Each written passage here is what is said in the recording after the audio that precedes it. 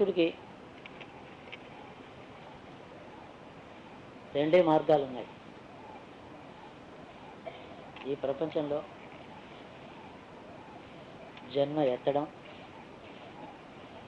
సుఖదుఖాలన్నీ ఎలా వస్తాయో అలా అనుభవించి కంప్లైంట్ లేకుండా, దీనికి ఎవరో బాధ్యులను అనకుండా, తన కర్మే తాను అనుభవిస్తున్నానని తెలుసుకుని అనుభవిస్తూ జన్మలు ఎత్తడం.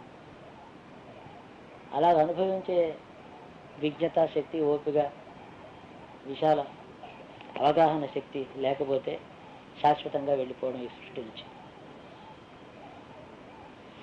ఇందులో ఏది సులభమైనటువంటిది అని ఒక చిన్న ప్రశ్న.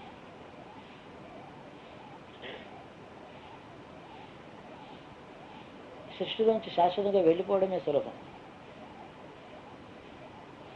అని నా అవగాహన, నా దృఢమైనటువంటి నమ్మకం, నాకు తెలిసిన విషయం. కానీ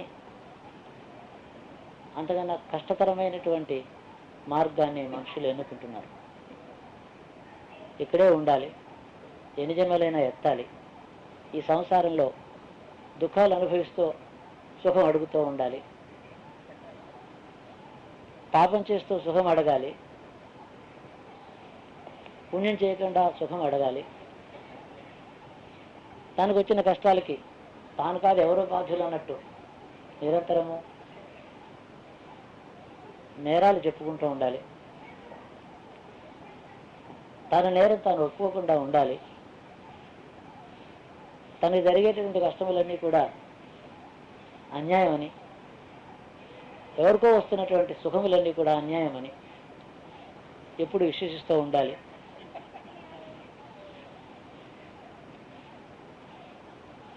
ఈలోపుగా కాస్త వచ్చిన టైం అయిపోతుంది, మళ్ళీ వెళ్ళి మళ్ళీ వస్తూ ఉంటాం. మళ్ళీ వస్తూ ఉంటారు, మీరు తప్పదని చెప్పి అందరూ చెబుతూనే ఉంటారు. సరే వస్తాను, కానీ పోనీ అప్పుడైనా సుఖపడడానికి, తర్వాత మళ్ళీ వచ్చినప్పుడు సుఖపడడానికి నేను ఇప్పుడు ఏం చేయాలి? సిద్ధాంతాలు, గ్రంథాలు ఉత్తర జన్మకు సుఖం కోసం ఈ పని చేయి, ఆ పని చేస్తారు, చెప్తారు. కానీ ఆ విషయం ఎక్కడో అడుగుని పడి ఉంటుంది బుద్ధిలో. దానికి కావలసినటువంటి పని ఏది కూడా చేసేటటువంటి చిత్తశుద్ధి, ధైర్యము, వివేకము, తెలివి ఉండదు. మళ్ళీ ఇదే కథ మొదలు. పునరపి జననం, పునరపి మరణం, పునరపి జననీ జఠరే శయనం. మళ్ళీ ఇంకో తల్లి గర్భంలో పడుకోవడం, వాళ్ళ ప్రాణం చేయడం, మన ప్రాణం తీసుకోవడం. ఇది చాలా కష్టమైనటువంటిది అని అందరం చూస్తున్నాం. కానీ ఎందుకు ఇంత కష్టాన్ని అనుభవిస్తారు? శాశ్వతంగా వెళ్ళే ఉపాయం మీరు అన్వేషించరా? ఈ విషయం మీకు ఇప్పుడు తట్టలేదా? ఎందుకు ఏది కోరి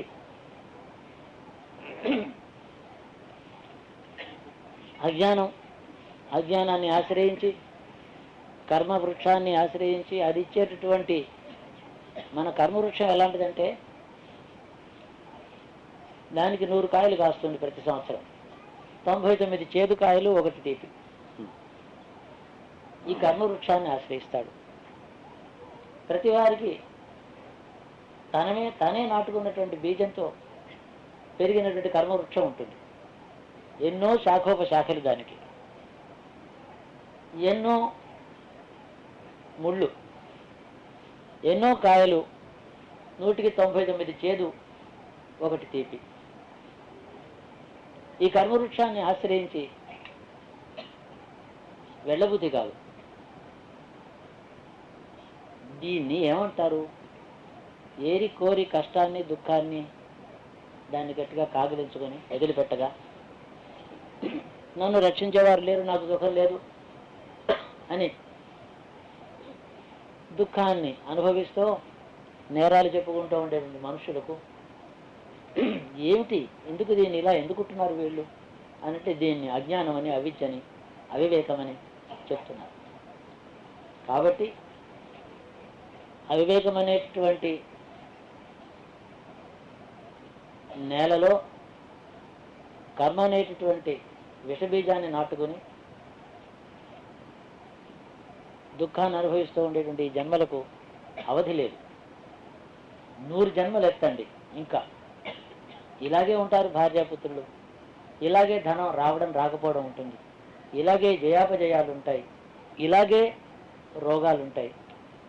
దీనికి ఏమీ వైవిధ్యం కానీ ఇందులో కొత్త మార్పు కానీ ఉండదు.